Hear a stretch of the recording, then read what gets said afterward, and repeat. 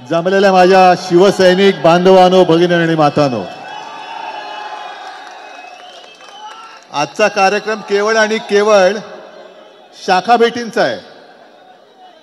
पण या निमित्ताने मला एक लक्षात येतंय, लोकशाहीमधलं युद्ध म्हणजे निवडणूक, आणि निवडणूक युद्ध म्हटल्यानंतर दारुगोळा तर पाहिजेच, शस्त्र तर पाहिजेच. ती माझी शस्त्र किती लखलखती आहेत आणि दारुगोळा किती मजबूत आहे, ठासून भरलेला आहे, तो आज मला दिसतोय. आणि या माझ्या सगळ्या शस्त्रांसमोर गद्दारीचे बुरुज काही टिकतील असं मला वाटत नाही.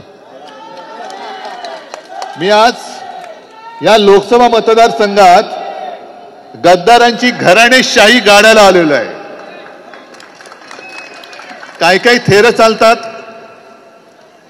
मंदिरं साफ करतात. आता मंदिरं मी आता ऑनलाईन, आता काय हल्ली बातम्या फार इकडच्या तिकडे फार पटापट जातात. एक तर इलेक्ट्रॉनिक चॅनल सगळे आहेत, मोबाईल आहेत, आणि बातम्या फार पटकन पसरतात. मला एक फोटो मी बघितला, आपले मिंदे दिल्लीमध्ये लादी धुतात, रोज ते आहेच, तिकडे धुणी भांडी करतात.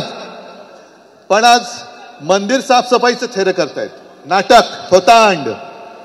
मुद्दामून फोटो बघा, चकचकीत लादी आहे, चकचकीत, ती एक घाण करतायत स्वतःची पावलं उमटवून. ही सगळी थोतांड आहेत, ही सगळी नाटकं आहेत.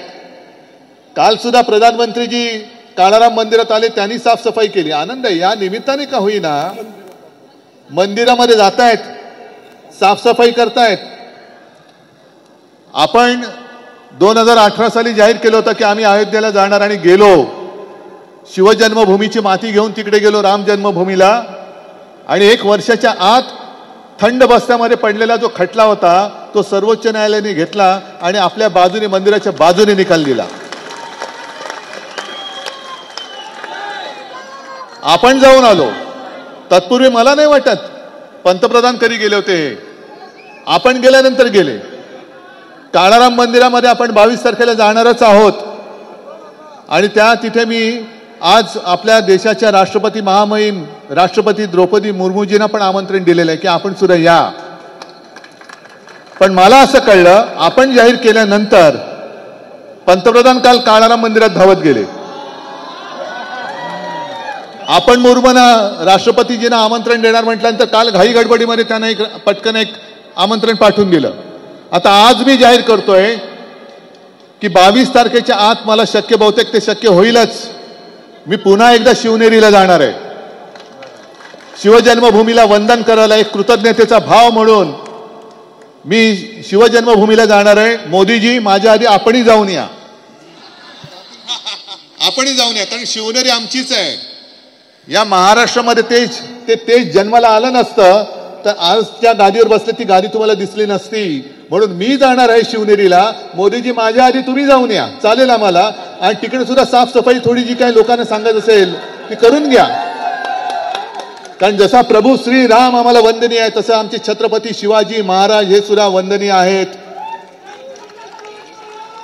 कारण ते जर नसते तर आज आपण, आपली हालत असते, आपण असतो की नसतो हा प्रश्न आहे. आणि म्हणून देशभर निवडणूक तर होणार आहे, पण कल्याण लोकसभा मतदारसंघावरती विशेष जबाबदारी आहे. नुसता गाडायचा नाही, पाताळात गाडायचा. आणि असं डिपॉझिट जप्त झालं पाहिजे की या शिवरायाच्या पवित्र महाराष्ट्रामध्ये गद्दार जे आहेत ते नुसते गद्दार नाहीत, तर शिवरायाच्या भगव्याशी गद्दारी करणारे, शिवरायाच्या भगव्याला गद्दारीचा कलंक लावणारे पुन्हा पुढच्या पिढ्यांमध्ये जन्माला येता कामा नयेत, अशा पद्धतीने त्यांना घडलं पाहिजे. निवडणुकीच्या वेळेला मी परत येईनच, पण आजपासून कामाला लागा. आपला जो निष्ठावंत उमेदवार तुम्हाला मी देईन, होय आता मी निष्ठावंत देणार आहे, गद्दार देणार नाही, गद्दार देणार नाही.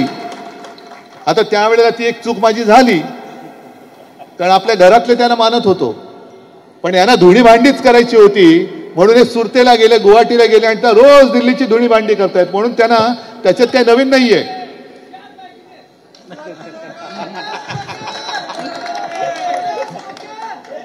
मला वाटतं माझ्यापेक्षा तुमच्या मनात त्यांच्यावरती बोलण्यासारखं खूप काही आहे. पण मी जाहीर सभेसाठी पुन्हा येईनच. पण आज हा जो काही जल्लोष आहे, हा जल्लोष मला विजयाच्या जल्लोषात त्याचं रूपांतर करून पाहिजे. कारण कल्याण मतदारसंघ कोणाला जर वाटत असेल की आपल्या बापाची मालमत्ता आहे, ती नाही, माझ्या सर्वसामान्य शिवसैनिकांची आणि इथल्या जनतेची मालमत्ता आहे, इकडे गद्दारीला थारा नाही, विजय मिळवून देणार, पुन्हा आपला शिवरायाचा शिवसेनेचा पवित्र भगवा फडकवणार. चला, तुम्हाला खूप खूप शुभेच्छा. हात वर करा, हात करा.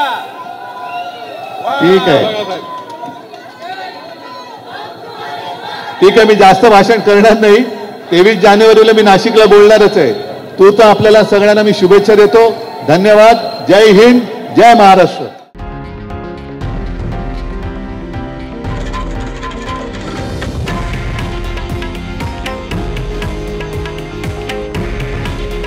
हे आहे देशातील नंबर 1 न्यूज नेटवर्क आणि आपण पाहत आहात TV9 मराठी. काळजी तुमची, हित महाराष्ट्राचं.